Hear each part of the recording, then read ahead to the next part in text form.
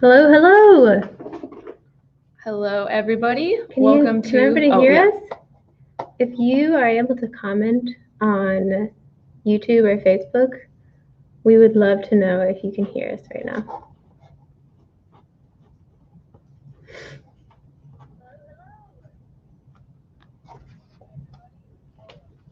I don't hear on YouTube.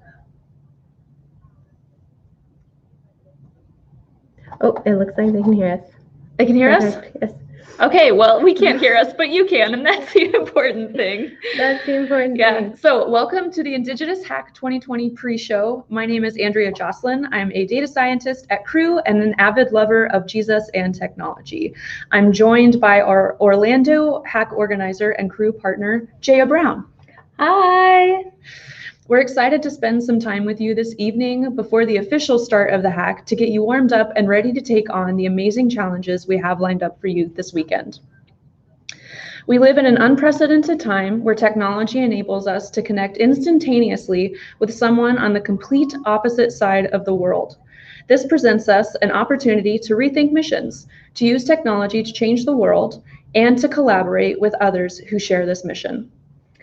These projects present real missional needs and are supported by organizations doing work on the field and on the ground who need our help to make a difference. It's so vital for mission organizations to have good technology, and this is our opportunity to serve them.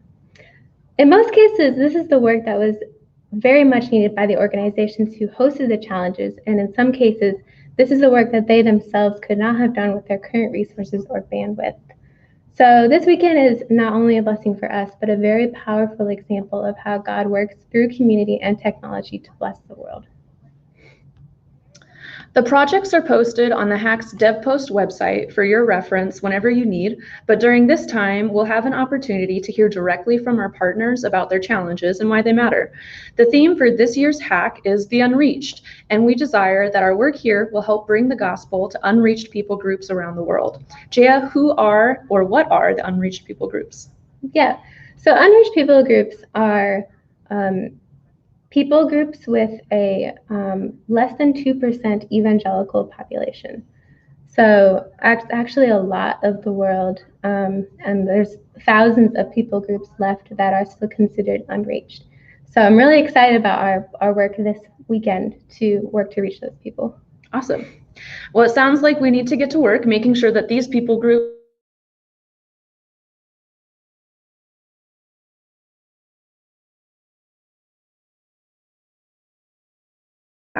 as they use social media to reach people with the gospel. We're going to show you a short video about the project.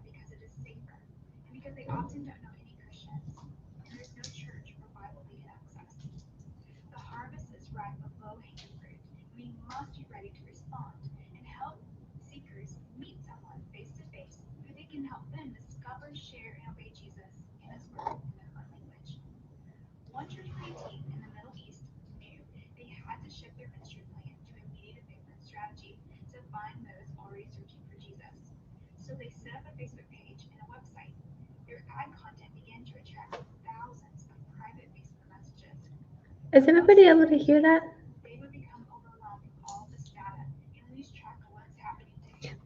Okay. I think we can actually escape it though, because it looks like it's too short. I don't think you have to do that. Share. Oh,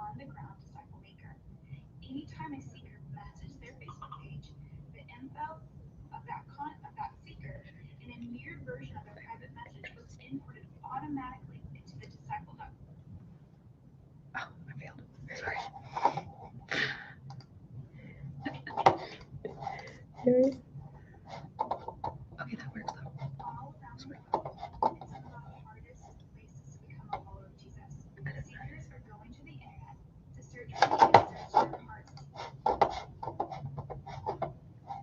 about that, everyone.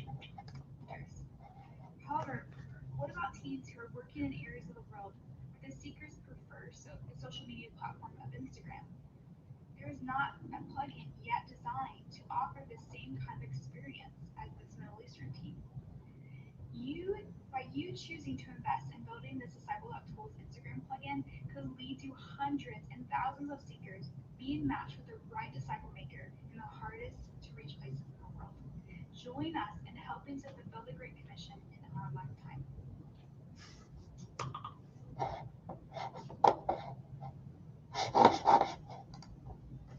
Okay, sorry about that, everyone. We are trying to figure out technology. It's hard, and that's why we're all here today. But what a great way to take people interested in the gospel from isolation to an opportunity for discipleship.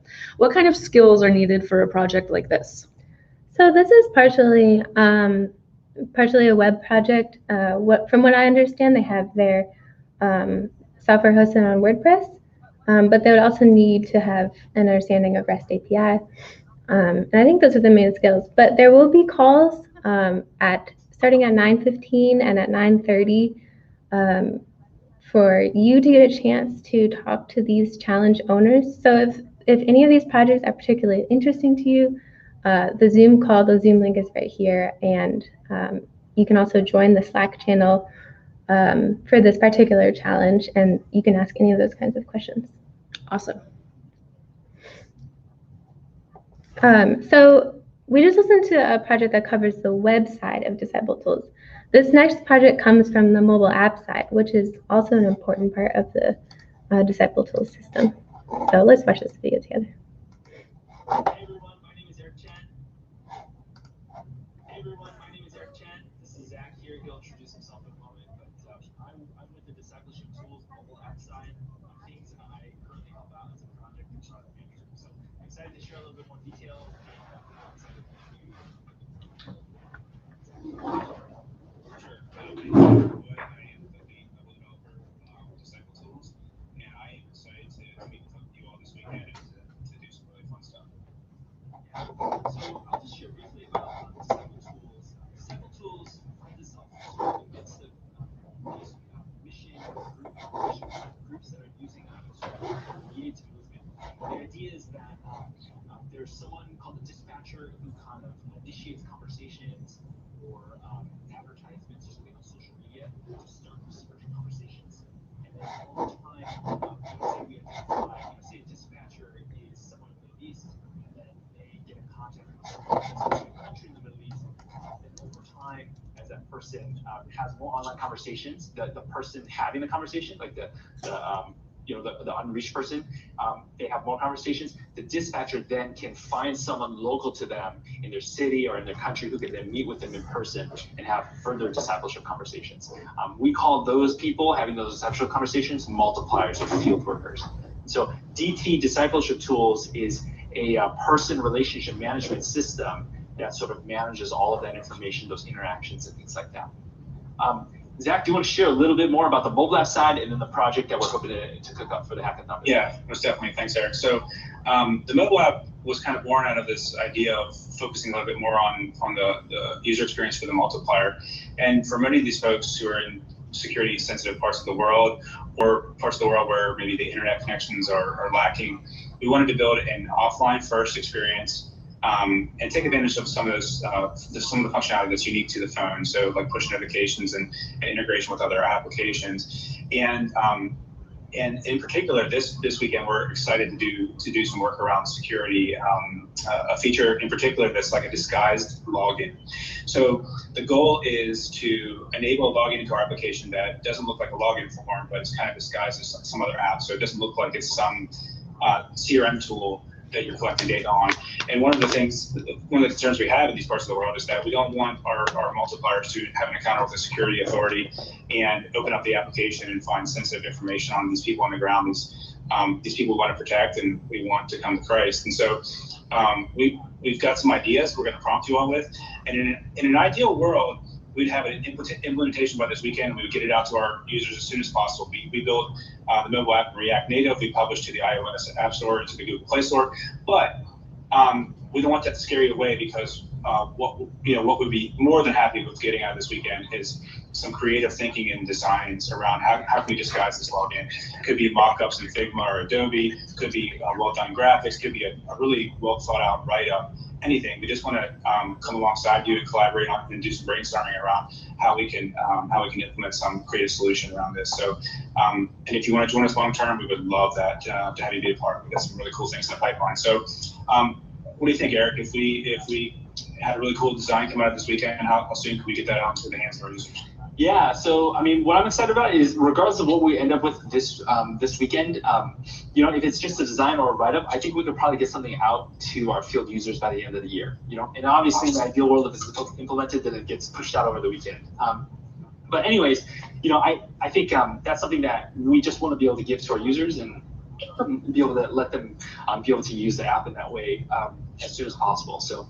I think ultimately we're just eager and excited to meet folks, from the hackathon. So, if we've captured your interest somehow, and you've, even if you choose not to be a part of the project, we hope to just stay connected with you. And somehow, if you are feel some creative energy and you want to give it to this Discipleship Tool app, we'd love to be able to find ways to get you involved. So please do, find our contact info, reach out to us, ask us any questions you want anytime you'd like to. We're both on Faith Tech. You'll find us in that space too. So, all right, great. That's it.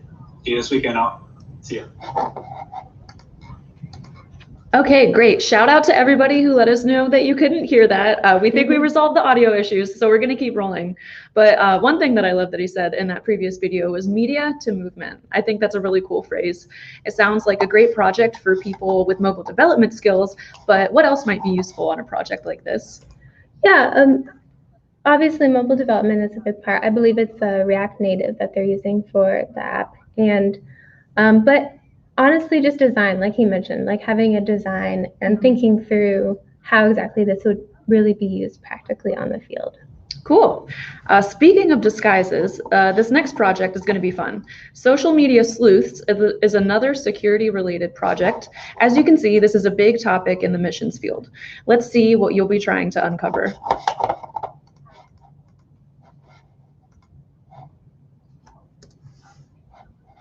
Welcome to the Social Media Sleuths project. It may sound weird, but we're looking for people who are good at stalking people online.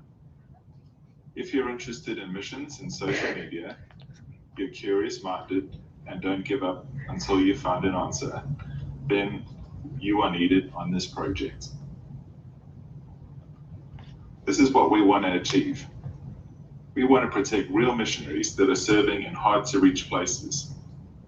You'll get to learn and experience open source intelligence, otherwise known in OSINT, firsthand, and you'll have fun while doing it. So this is how it works. During the project, I'll give you a breadcrumb. This could be a picture, a name, or some other piece of information. And you will use all legal and free means available to you to find out more about this person or ministry. Here's a quick example. Now, in this example, I've Googled a missionary in Mongolia. This is the person. So I would give you a piece of information like this. You would then, as a part of a team, take this information and do some investigative work. After a few hours, you would give me what you could find, whether that's a name or location or whatever else you found.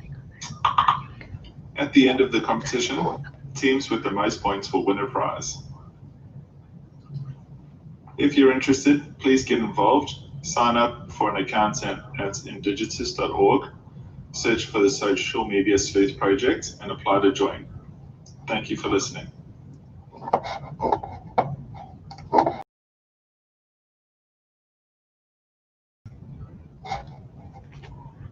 All right, so that's the Social Media Sleuths project, and this one's a bit like a competition within a competition. So you could technically have a lot of people on this project because there's always more information to be found. But the kind of information that would come out of something like this could be really valuable for helping uncover the ways that missionaries in secure locations might be exposed. This challenge is a great option for any skill set. So get creative with how you could scour the internet for people by putting your programming prowess, social media mastery, or Googling abilities to the test. Here's the Zoom link, Zoom information for that. Let me make sure that's on the screen here.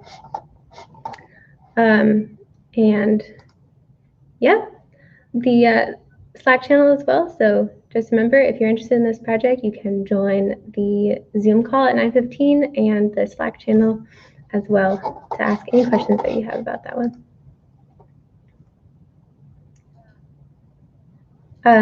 So this next challenge comes from one of our friends in Phoenix. He has a passion for addressing the needs of communities suffering with poverty and is building a system called Love Your Neighbor to address the needs from a holistic perspective. So let's listen to what he has to say.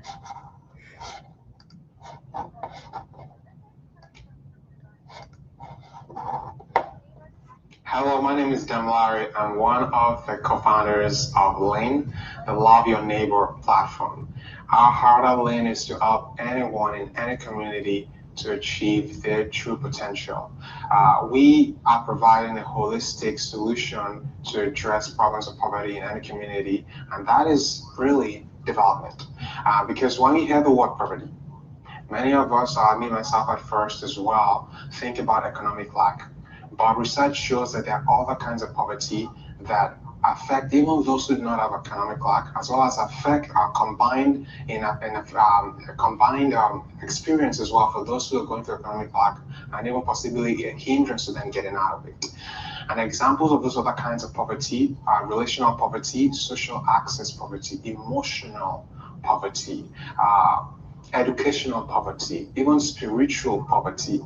And this holistic view of poverty requires a holistic solution, and the holistic solution is development. So the vision of Lane is to be the platform that connects people in any community to the development opportunities provided by experts in that community. So for instance, some of the development opportunities could be around job search, work habits, behavior therapy or behavior addiction solutions, substance abuse, addressing domestic abuse, mental health issues, anything that's keeping someone from achieving their true potential. And this affects not only those who have economic lack, but those who might even be economically affluent. So why should anyone care? If you're someone who's trying to achieve your true potential, if there's anything in your way that you're struggling with, there are many services provided by nonprofits that we believe address those opportunities to go provide solutions that we want to make accessible so easily with a map in the palm of your hands. Or an app with a map and all that in the palm of your hands. If you're a nonprofit that provides human development solutions, want to help you to connect with your community, want to help you to be able to show the programs that you provide, improve the visibility of those programs, improve the support that people bring to your programs as well. And that takes us to the last one, social investors. Do you want to develop your community? The best way to develop your community is by developing people in your community. And one of the powerful ways to do that, we believe at Lean, is by supporting the organizations that provide development opportunities in the community. I want to make it possible for you to do that, to come alongside and support, donate, give to those organizations, and by so doing, develop people, invest in people in your community. So in a nutshell, that is what Lean is about. Thank you so much for listening. We'll have more information on our website. And until next time, goodbye for now.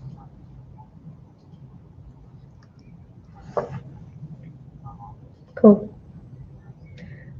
So I really love this one, and just love that he has such a big heart for developing the people in his community. Yeah, it's a really big vision for helping those in need by connecting them with people who can help them develop their skills. And I love the idea of an app that's looking to address poverty holistically. Next up, we have the Connecting Popular Recording Software to Bible Translation Software project by ORATURE. It's hoping that you can help them improve the passing of audio information between ORATURE and recording software. Let's hear more about this project. Hi, I'm Glenn Oliver with Wycliffe Associates, and I want to talk to you about ORATURE, the challenge that we have for this hackathon. ORATURE is a program that we have in active development right now. It's both being tested and developed.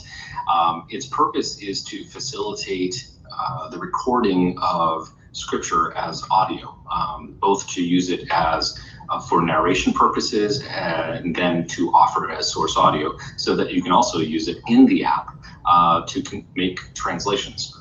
So with that, let me take the opportunity here and show you the program for just a moment and what we're trying to accomplish. All right, we're looking at a particular screen here in ORATURE. We're in Proverbs chapter 1, verse 1, and I have the ability to make a take based off of the verse down below here. If I hit the record button to make a brand new take, it brings me to ORATURE's native recorder. You can see it's active even right now wanting to record me, and that's fine. However, some people, parties, wish to use their own recording software. It's much more powerful, has the ability to add more filters, or maybe it's attached to their particular hardware situation, or if they're just simply more comfortable with it. And we provide an opportunity for that being able to be added to the program by simply adding it as a plugin. For example, I've got one located here, Ocean Audio. So I'm going to indicate that. Now, this time, when I hit the record button, it brings up a screen here, a child window, so I can still see the particular verse that I'll be recording. And over in the side window, it brought up Ocean Audio, which I had previously installed. And now it's using Ocean Audio to do my recording for me. It's passed as a parameter the name of the file and location. And I'm going to stop that here, close the program, save the file. And we'll see that it returns that back to ORATURE here as a brand new take. Fantastic. Our goal this weekend is to figure out how we can incorporate other desired software. So for example, Logic Pro or Audacity, programs in which that simple passive isn't quite good enough in order to accomplish being able to add it to the programs that ORATURE can interact and offer to the end user as software that is compatible with ORATURE. Thank you very much for your time. Wow, awesome. So much of this, what we're doing this weekend, is focused on unreached people groups. And a big part of working with unreached people groups is recording, because so much of the world, about 70% of the world, is actually primary oral learners. And so being able to record things like this and being able to use that in Bible translation is so valuable for reaching people around the world. So I'm excited about this project. If you're interested, there's a Zoom call, there's a Slack channel, so join it in a bit. Yeah, that's really cool. It's so far outside of my context, but I'm so glad that there are people who are committed to sharing the gospel, who are thinking about things like this, and not just translating like one-to-one, but how do we put this in a place where it can be shared and be used multiple places to further the gospel. Right. So next we'll hear from a missionary who has a big heart for engaging more people in prayer for unreached people groups. The Prayer for UPG's branding project is an avenue for raising awareness and our voices for these groups. Hey guys, my name is Brett, and I created Pray for UPGs because I acknowledge that there aren't a lot of people that are praying faithfully for unreached people groups right now, but I have a belief that if people were able to be connected to prayer points for the people groups that they feel most connected with, and if those prayer points could be delivered to their inbox on a daily basis or some kind of regular basis, that I think a lot more people would be praying for unreached peoples. So for example, what I mean by that is you've got workers that are on the field, say for example a worker in Cambodia, and he wants his supporters to be praying for the 29 unreached people groups that are in Cambodia right now. And so what he could do is send a link, prayforupgs.com/Cambodia, to his supporters that could go there, and the people group profiles of the 29 unreached peoples of Cambodia could then be delivered to their inbox on a regular basis. And this would develop the habit of people praying for unreached peoples. And yeah, I really think that this idea could at least unleash a ton of prayer for unreached peoples. People group profiles have a special place in my heart. Actually, the Lord used a people group profile about the Tibetans in China to draw me and my family over to China to go serve there. It was literally at the moment that I was reading that people group profile and the description of them, the Lord spoke to me and said, "These are the people that I want you to go and reach." And because that meant a lot to me, I wanted my supporters to be praying for the people groups that were around me while my family and I were in China. And so we developed a service that allowed people to receive those people people group profiles delivered through inbox, and the people love it. We had over 100 prayer warriors praying for the people groups that were around us. We're no longer in China, we're in a new location, but our heart's still the same. We want our people to be praying for the people groups that are around us. And I know there's a ton of workers around the world that have that same desire, but just the service hasn't been created to help them with that. And so that's why I created Pray for UPGs. And it's a new service, new idea, created by yours truly. And so with that, I just need some help with branding and making a brand kit that when you go to a website, it communicates whether you can trust it or not. And I want people to be able to trust this website and have the end goal of that to be to unleash prayer for unreached people. So yeah, love for you to join me.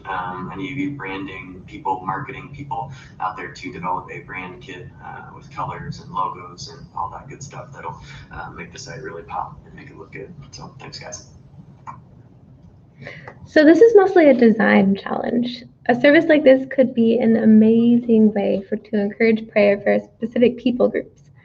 Because when you go on like Joshua Project or something like that, there's so many people groups.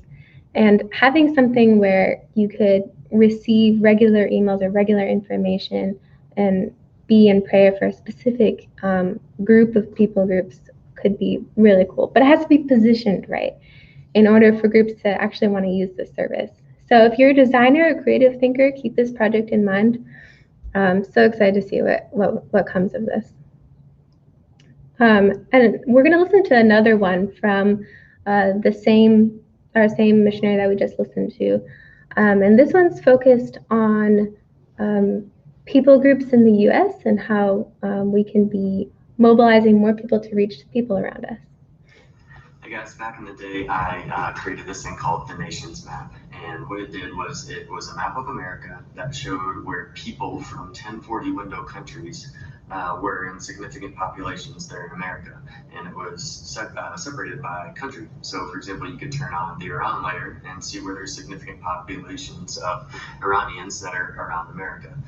The idea was that as people want to develop world Christian habits, so for example, if they've just gone through the Perspectives course and they say, who are the nations around me and how can I go reach them? And also, who are the people that are already around me that are reaching them? It's really easy to do that on a map. And so being a civil engineer by background, I developed a map. I didn't code it, I had some help with that.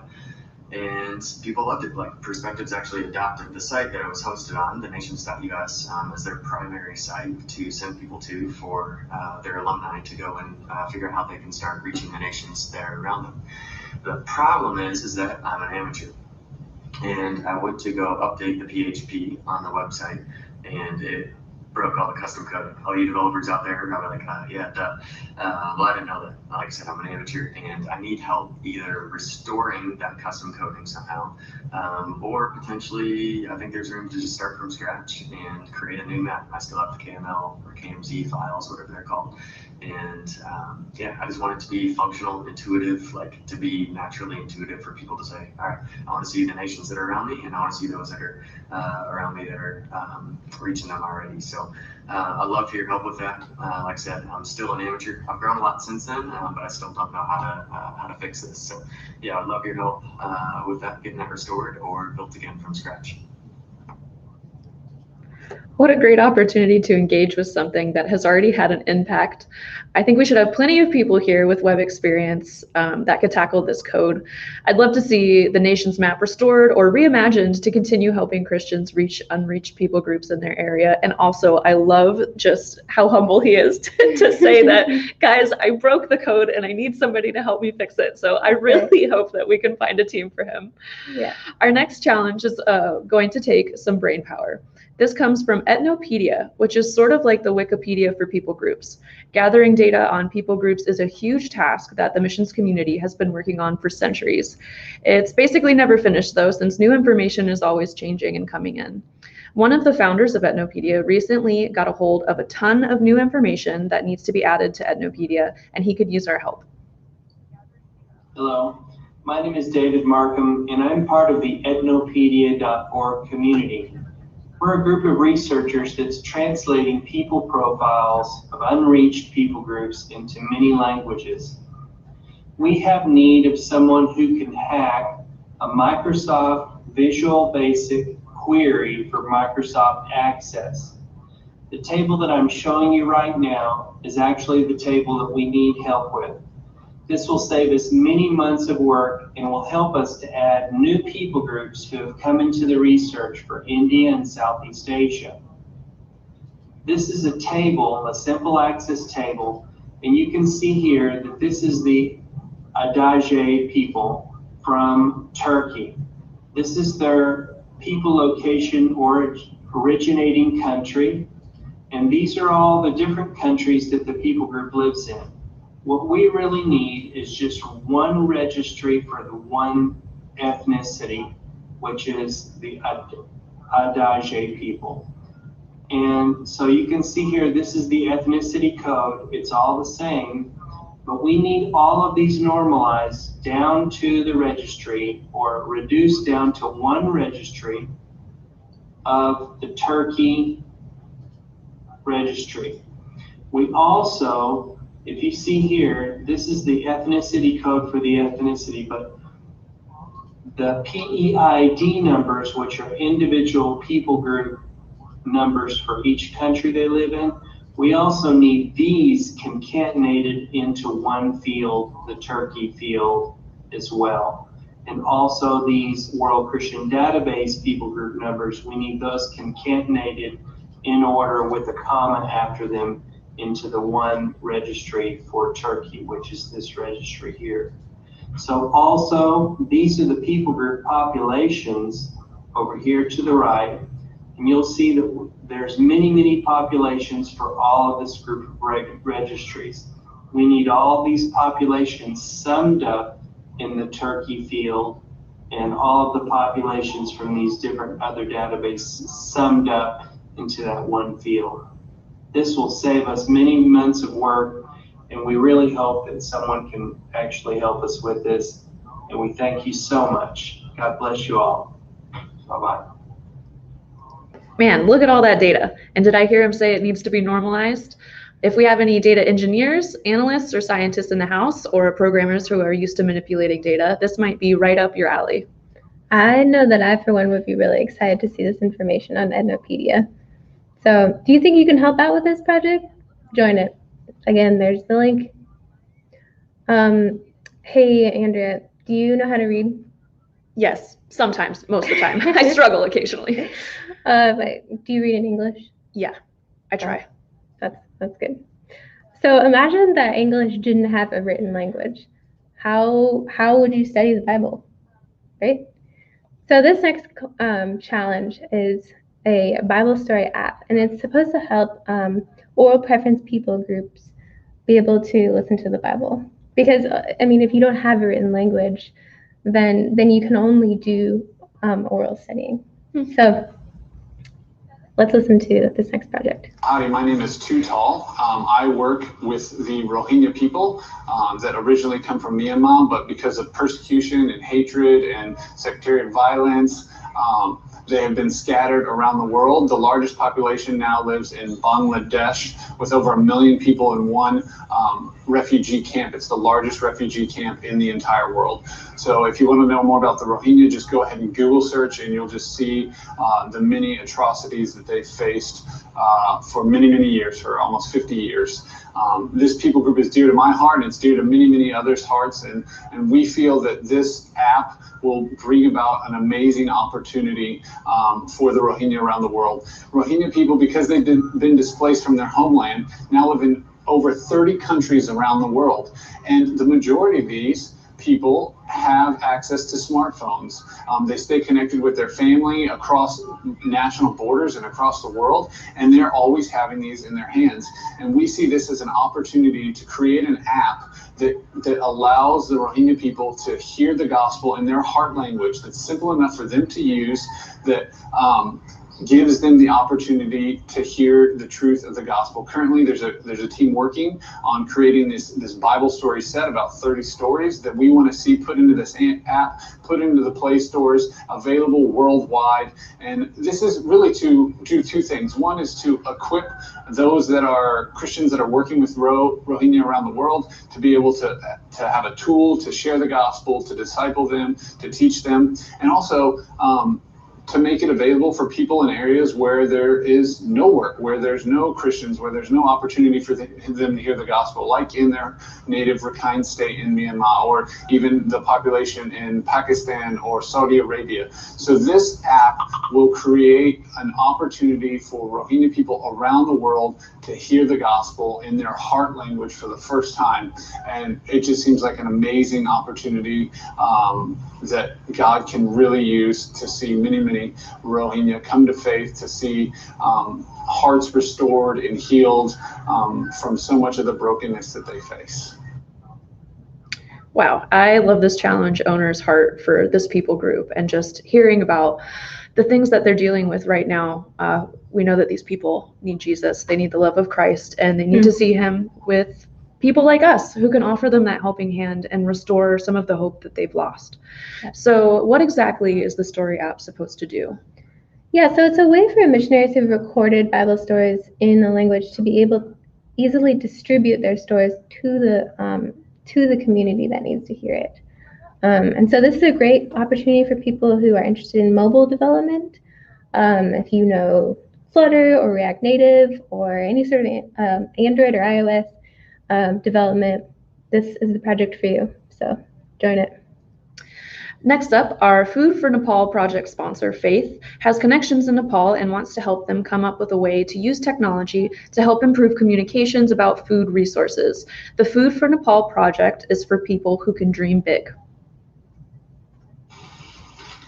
26 million of 29 million people in Nepal, 275 of 285 people groups are unreached. So far, I'm connected with two large groups of pastors in Nepal who have long had similar visions for Nepal. One group has about 1,500 pastors. Their focus the last several years has been using agriculture and business to provide for their churches and for outreach, and to provide education for orphans and through community schooling. This agriculture website will connect people to grow, package, transport, and buy or trade food. It will coordinate food growing and distribution efforts. Think Amazon, but enabling trading as well as selling, multiple transportation options for urban areas, ease in scheduling and contracts, and availability in rural areas.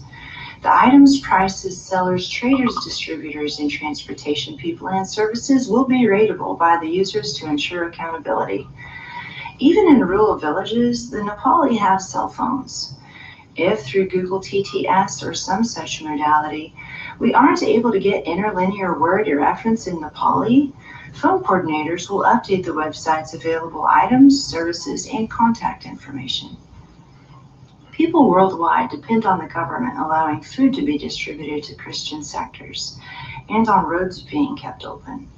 Small businesses and individuals will be equipped to provide for their churches and to bless others. I would love for there to be a syncable app allowing regional coordinators to reserve certain items or services, then update the site after contracts have been finalized. Christians will have people asking, "Why are you doing this? Why do you volunteer 20 hours a week coordinating efforts when the food doesn't even go to your church? Why are you giving us this food for free?" Because Jesus Christ loves them. Is this your fight? Wow, this sounds like a big project with a big impact. So Jaya, what are some tangible goals maybe for this weekend for our hack teams? Yeah, so obviously just solving world hunger would be great. Anytime, please do, have at it. Just kidding, I think this could go a lot of different ways. The outcome could be a design or it could be a technical implementation.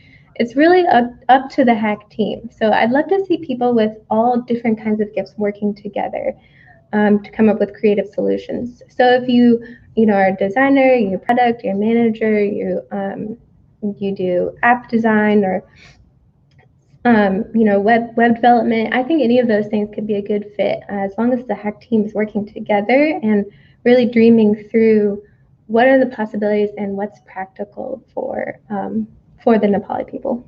Awesome. So our next project is actually mine. Ooh. So I've worked with a lot of different ministries and with missions on the field, and there's some problems that you seem to see over and over again when it comes to, just combining technology and unreached people groups. And this is something that I've noticed in a lot of different situations, and I would just love to, for a hack team to get together and really brainstorm how to address this.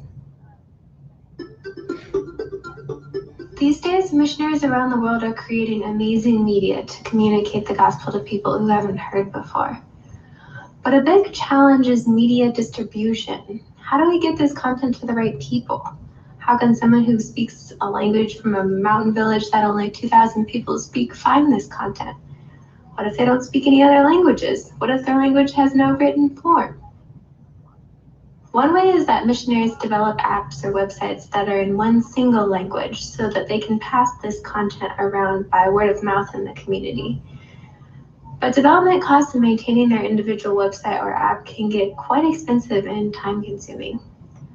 So in many cases, missionaries choose to put their content into readily available libraries, where it gets buried in a mountain of content with hundreds, if not thousands, of other languages. Now the problem is, if you hand someone an app like this, how will they find the one video that's in their language? They might not understand the language that the UI is in, or even if they understand some of it, they don't know what their own language or people group is called. Working with the languages of unreached people groups is extremely complex.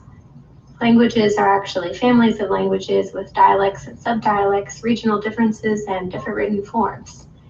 These relationships can be modeled in code, but how do we design a user interface that's easy to navigate? Your mission, should you choose to accept it, is to design a user interface that allows a user to quickly identify their own language from a list of languages without them knowing the name of their own language, and also without requiring them to be able to read or understand any other language. It's the team's choice whether to stick to a design only or whether to also implement it in code. Be bold, be creative, for the glory of God and the good of the unreached. Wow, Jaya. This sounds intense. So you want users to be able to pick their language without necessarily knowing the name of their people, the name of the language, or even being able to read text on the screen.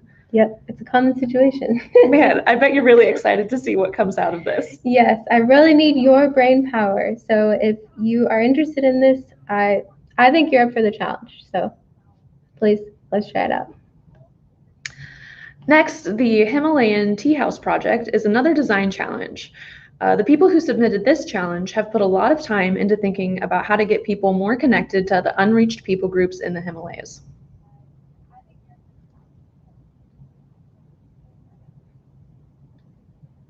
Hi, my name is Aaron. Our group is working to reach UPGs in and around the Himalayas.